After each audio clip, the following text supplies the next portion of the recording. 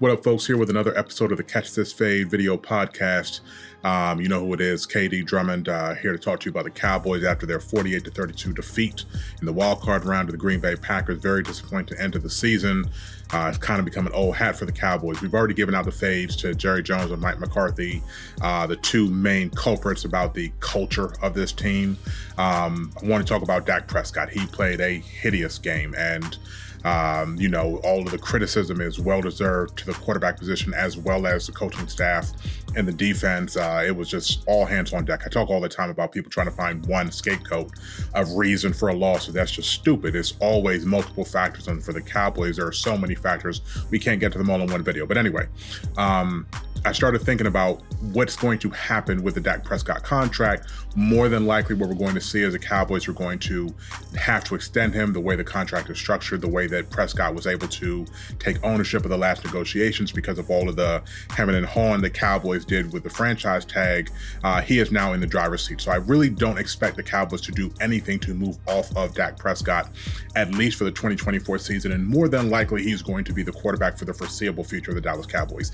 It is what it is. I'm not opposed to that, but I started thinking about alternative universes, right? I've been watching MCU. I watched my What If season 2, basically allows you to binge it over the Christmas holiday. And so what that does for those of you that are unfamiliar, it gives you a chance to have basically the same people, the same main characters, but they are placed in different scenarios. And that got me to thinking, what if the Cowboys were actually willing to trade Dak Prescott and move on from him in order to kind of reset the organization? So I started bouncing around some ideas, and there is actually a way for this to work. This isn't a prediction. This isn't a rumor. This is just me saying, in an alternate universe, if the Cowboys were willing to move on from Dak Prescott, what would that look like? And I think the most viable solution is for them to work a trade with the Chicago Bears for Justin Fields. Stay with me now. So Justin Fields, he hasn't presented anything that makes him look like a franchise quarterback so far.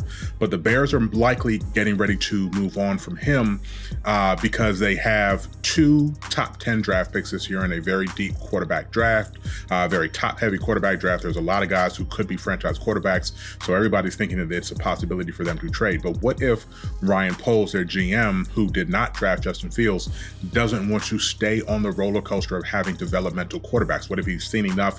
He says, get me a veteran in here so we can compete right now. We're watching Detroit have all of this success. Everybody's celebrating Detroit for what they're doing.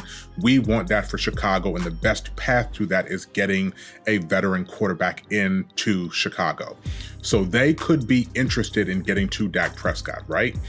What's the trade value? We've seen trades of star quarterbacks recently for Dak Prescott, for veterans. Russell Wilson, Aaron Rodgers, Matt Stafford traded for Jared Goff, and Deshaun Watson.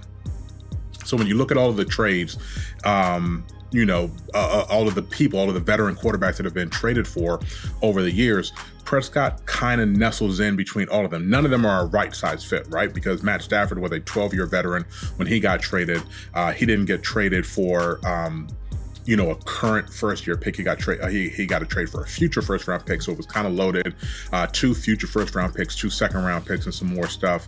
Deshaun Watson was a couple years younger than Dak, but I think the perception around where Watson was at that time, he was being considered as one of the top 4 or 5 quarterbacks in the league, just below the upper echelon of the gurus, of the long-term guys. When he got traded a couple years ago, he's actually a couple years younger than Prescott, so I think you can kind of see some similarities there. Aaron Rodgers basically got traded for 2 first-round picks and some change, but because he didn't play, one of the first-round picks was really a second-round pick. Russell Wilson got traded for a couple second-round picks, some other picks, and 3 players, but both Rodgers and Wilson have Super Bowl pedigree, and the big knock against Dak Prescott is that he hasn't performed his best when it came to the playoffs. Now, we all have seen that argument. We know what that really is. Prescott has had some great playoff games, but recently against San Francisco last year and this game against Green Bay, he was absolutely part of the problem in how the Cowboys lost. So all that said and done, I think Prescott is really worth, based on the market, 2 first-round picks and a second-round pick, maybe another 4th-round pick thrown in there. But based on all the other trades of the franchise-level quarterbacks I've seen, that's kind of where I think it lands with Dak Prescott. Justin Fields hasn't proven anything, so I think he's probably worth around a second-round pick. Former number 1, has some upside, think that he would be like valued around a second round pick. So that's pretty much what you look at. The Bears would need to send back 2 first round picks to the Cowboys. Now, would they give up the number 1 pick? Probably not. I think that there's a lot better value for them to trade that to one of these teams that are at near the top of the draft without them having to drop all the way down. I think that presents better value for Chicago. So I will focus on getting Chicago's second first round pick, the number 9 pick, and then a future 2025 first round pick in exchange for Dak Prescott. So what does that look like? Why would the Bears do that pick, right? The Bears do it because Prescott, obviously, he has veto power. He has a no tag clause. He has a no trade clause. That's going to come with a new deal. And all of these quarterbacks that were traded all got a new deal, multi-million-dollar top of the market when they got acquired by their new team. So nobody's going to worry about the money that's left on Dak Prescott's contract. That's going to get torn up. Multiple years are going to be added to it. New contract for Prescott isn't an issue.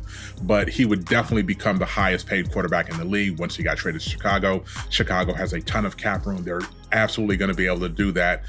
So that's one reason. Like I said, they're not sold on Justin Fields. He just finished his 3rd year, which means that they're going to have to make a decision in May on whether or not to put the 5th-year tag on him. But that doesn't happen until after the draft. We'll get back to that in a second. So they're tired of him. They don't want to give him the $23.3 million guaranteed this spring for what would happen in 2025. And again, if Poles is looking for instant credibility, no better way to do that than to sign on with Dak Prescott, right? That's at least going to get them over the hump, get them back in playoff contention, and who knows what else it could be. Follow me about what this looks like. If they kept the top pick, trade that to Washington or New England, whichever one gives the biggest bounty, they could then sit in number 2 or number 3, know that those 2 teams are going to be taking quarterbacks 1, 2 in the draft or with their picks, and take somebody like Marvin Harrison or whoever they feel is the top wide receiver in the game, which gives them a solution of Dak Prescott, DJ Moore, Marvin Harrison, all the other pieces they have on defense. They have a Pro Bowl cornerback in Jalen Johnson. They have the pieces, plus they have the bounty of picks that they would get from moving down in the first, from the number 1 pick in order to continue to augment that roster. They wouldn't have the number 9 pick anymore. They wouldn't have their next year pick, but that's instant credibility for that franchise and gets them right into playoff contention. Boost them back up to compete with Green Bay and Detroit, who they're sitting here watch go into the second round, into the divisional round of the NFC playoffs. I promise you, Chicago is starving for a competitive team, and they would be interested in making this move. Why would the Cowboys do it? Okay, first step in this plan is that they can't be doing this with Mike McCarthy. If you're going to go out and get somebody like Justin Fields, in my estimation, the move to make would be to acquire Todd Monken, the Ravens offensive coordinator, who came in and completely transformed that offense with basically the same pieces. I mean, yes, they got Zay Flowers, they signed Odell Beckham, but basically they took a very stagnant offense that was being run under Roman, and they transformed it into, again, another MVP campaign for Lamar Jackson. I just think that what Monken did with a mobile quarterback and designing that system where he ran a little bit less this year, but the passing game definitely escalated with Monken at the helm. It's a lot more creative in Baltimore this year, and that's probably why they're the Super Bowl favorites. So you go out and get that guy to design your offense, to run your team. You have to go out and get a stout defensive coordinator. We'll talk about that, blah, blah, blah. But the point is that now you have Justin Fields on a rental, along with Trey Lance on a rental. Justin Fields' salary for this year is not a big deal. It's like $2.4 million, $2.3 million to acquire him for the final year of his rookie deal.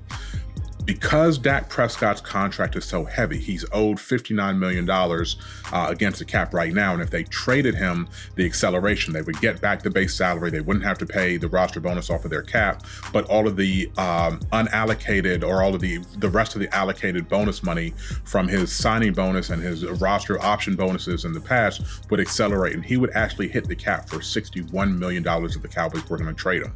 Again, that's the reason why they're probably going to work out a long-term deal. But in this what-if universe, we're talking about the fact that they could easily absorb Fields' contract and it basically be the best case scenario, because now you do at least have a viable starter that you're going to see if the issue was his environment, and then see if you can create something. So then you have both Fields and Trey Lance on 1-year deals, with both of them having the 5th-year option that you don't have to invoke until May. You're not going to get a chance to see those guys on the field to make a decision in your system, but you at least can wait until after the draft.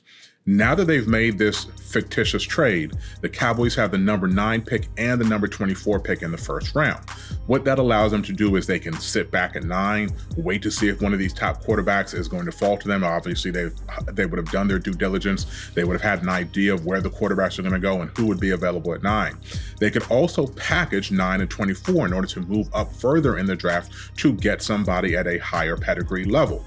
Or they could roll with these dudes, go ahead and look towards getting 2 impact players at 9 and 24, roll with them for a season, decide at that point whether or not they want to keep either one of those guys, and then enter the 2025 draft with, again, 2 first-round picks. They would have their own, which presumably would be in the teens if they didn't perform well next year, and they would also have the Bears' first-round draft pick for 2025 that they could again package and try to work a way up, further up into the draft.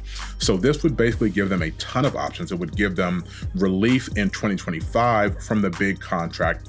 Depending on what would happen, there's a possibility if they traded for Fields or Lance was their guy that they would be looking to give him a bigger contract. But again, that would be backloaded as far as the cap hits go, and it gives them a lot of maneuverability that they might not have if they have to go out and sign Dak Prescott for $50 million a year. Again, I'm not saying that's a bad idea to roll with Dak Prescott moving forward. I'm just saying in an alternate universe where the team is considering trading Dak Prescott, what are the parameters around what that could look like?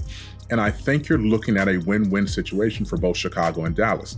I think out of all of the various scenarios that are going to come up, again, we don't know what's going to happen once Jerry Jones finally opens his mouth and talks about what he wants to do with the team. But of all of these scenarios, to me, this seems like a viable alternative universe that we could live in.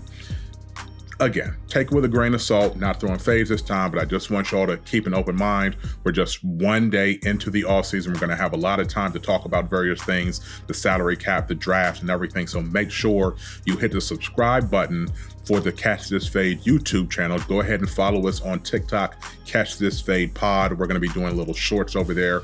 Longer form videos are going to be here on YouTube. But I want y'all to get y'all brains working when it comes to this Cowboys offseason, because it's been a very long time and we're seeing these other teams prosper. Something has to change about this approach, and I would not be at all pissed off if they did something drastic like hit the reset button on both the coach and the quarterback. And I have been a long time supporter of Dak Prescott, but again, it's not working. I know what the issues are. The biggest issue is never going to be solved. They're not going to be rid of Jerry Jones. And once Jerry Jones is no longer in control of this team, it's going to be Stephen Jones, Catboy, and his frugal, always getting outplayed in negotiations self. It's just a total mess. So we're looking for miracles at this point in order to get the Cowboys over the top. Tell me what you think in the comments. Again, what a scenario, alternate universe, not a rumor, not a prediction, just spitball into some ideas on how the Cowboys could improve their team. That's it. We're out of here. Salute.